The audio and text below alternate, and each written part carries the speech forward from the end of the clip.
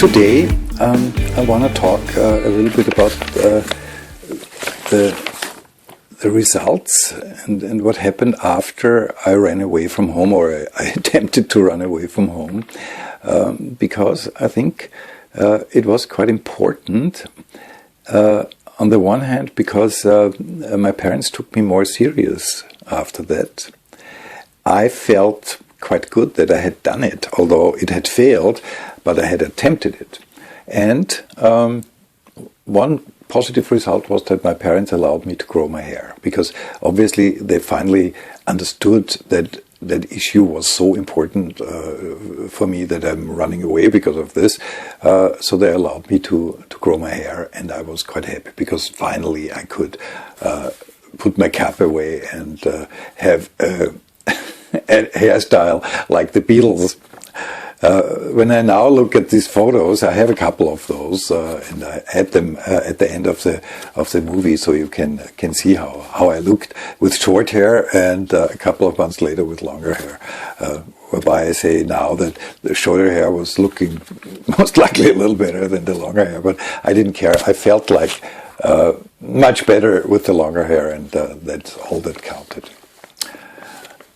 Yeah, what's important when you're growing up and when you're in the puberty and you learn slowly to find your own way. I think you have to do things to test yourself and test your surroundings, your parents, your friends, your teachers, because you kind of have to spar with them to learn where you stand, what you can do, and also you develop your own sense of self, your own sense of what you want and what you don't want.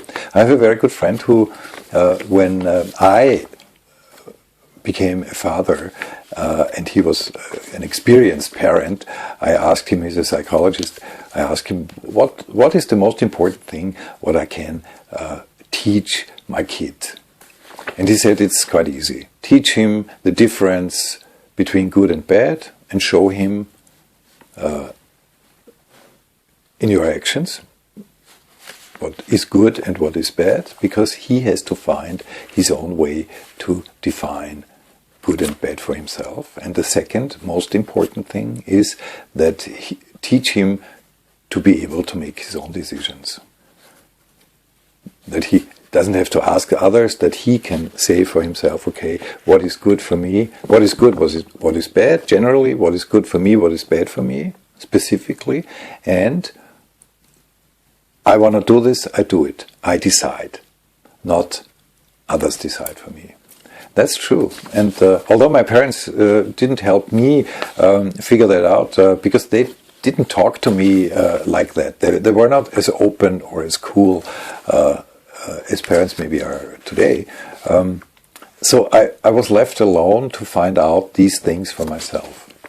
Well, one thing I found out through running away from home was that when you do something and you do it because you are convinced that that's what you want, then others listen. Your parents listen, your friends listen, they take you a little more serious.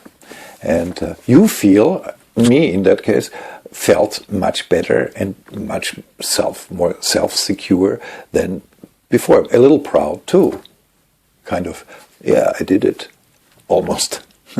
Mind you, I'm glad that I didn't made it, because what in God's name would have happened? So many things can happen.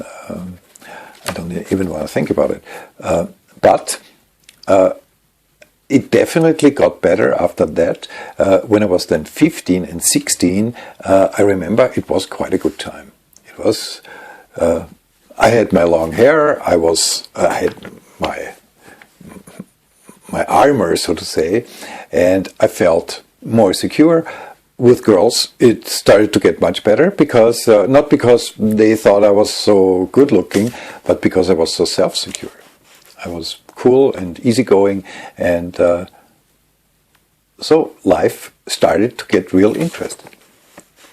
Okay, so much for this little reminiscence of what happened after my attempt to run away.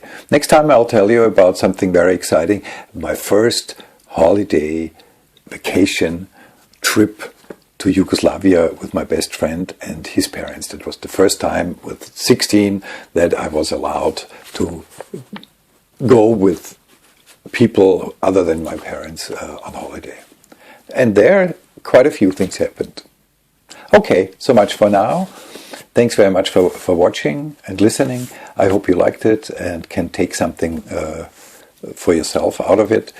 And you'll check in the next time when my new video comes up in about 3 days. Okay? Alrighto.